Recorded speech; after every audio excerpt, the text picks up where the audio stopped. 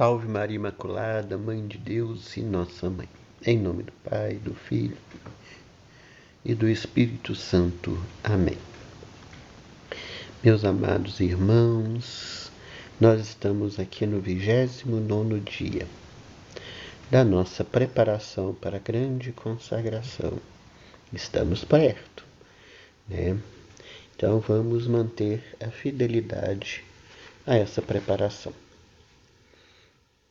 Hoje nós vamos refletir um pouco sobre o livro Imitação de Cristo. Livro 1, capítulo 1. A imitação de Cristo é o desprezo de todas as vaidades do mundo. Quem me segue não anda em trevas, diz o Senhor. São estas as palavras de Cristo, que nos exortam a imitar sua vida e costume. Se verdadeiramente quisermos ser iluminados e livres de toda cegueira de coração, seja, pois, nosso principal empenho meditar a vida de Jesus Cristo. A doutrina de Cristo excede todas as doutrinas dos santos, e quem tiver seu espírito há de encontrar o maná nele escondido.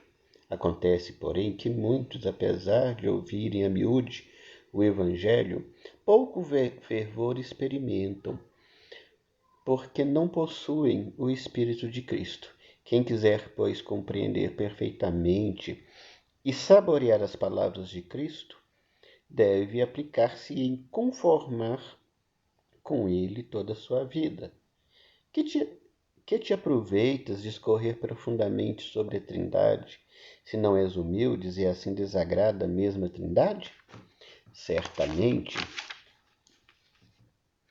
palavras sublimes não fazem o homem santo e justo, mas a vida virtuosa o torna agradável a Deus. Prefiro sentir a compulsão a saber-lhe a definição. Soubesses de cor toda a Bíblia e as sentenças de todos os filósofos, que te aproveitaria tudo isso sem o amor e a graça de Deus? Vaidade das vaidades, tudo é vaidade, exceto amar a Deus e só a Ele servir. Esta é a suma sabedoria pelo desprezo do mundo, tender para o reino dos céus. Então, meus amados, meus irmãos, nós temos aqui a palavra de que a grande sabedoria que podemos viver é desprezar o mundo e assim entender, caminhar, seguir para o reino dos céus. Então esse é o conhecimento que nós temos que ter de Cristo, pois ele fez isso. Ele desprezou o mundo. Ele não achou como usurpação ser filho de Deus e foi fiel, desprezando-se a si mesmo e fiel até a morte, e morte de cruz, se tornando servo. Ele que poderia vivenciar e ter todas as regalias que poderia haver nesse mundo. Provavelmente é o que estava no espírito, provavelmente não, com certeza, que estava no espírito, na alma de Maria. Quando ela diz sim, ela também despreza. Ela despreza a tranquilidade do matrimônio dela. Ela despreza aquilo que ela teria como mãe, como esposa somente. Ela despreza, talvez, os sonhos que ela teria com seu José, de ser mãe, de ser esposa, de cuidar da casa, para fazer a vontade de Deus. Se a gente perceber ali, quando ela diz o sim, ela desprezou-se até a si mesma, até a sua própria vida, porque ela poderia ser tida como adúltera e assim se tornar culpada de um pecado, de um crime e ser condenada à morte. Era a lei, era a regra da época, mas ela se entrega a Deus desprezando tudo isso, deixando tudo isso de lado, deixando talvez a tranquilidade de ser somente uma mãe de família, deixando de lado os sonhos que eram dela, para viver os sonhos de Deus, para viver a graça de Deus, para viver a vontade de Deus. E Cristo faz o mesmo. Como já disse no outro exercício, com certeza, porque ele se espelhou na sua mãe. A parte humana do Cristo é a parte humana de Maria, vem de Maria. Óbvio, com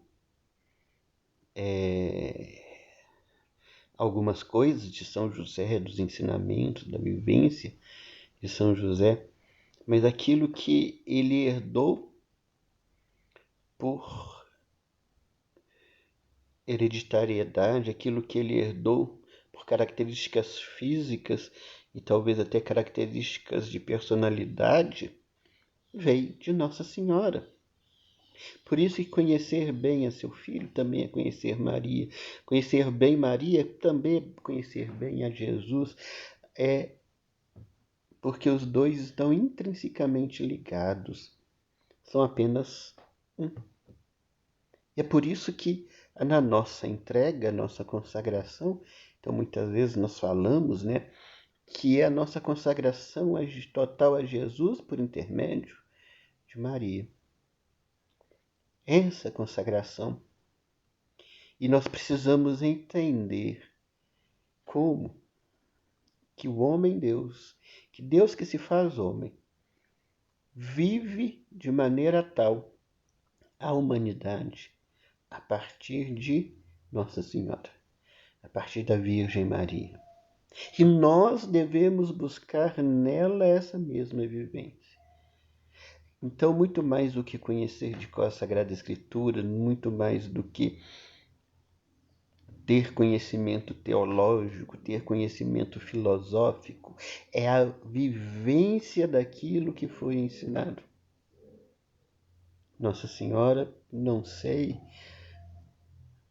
qual conhecimento que ela poderia ter. Algumas tradições dizem que ela foi criada no templo, que ela foi levada para o templo e ali educada para que conhecesse da palavra de Deus.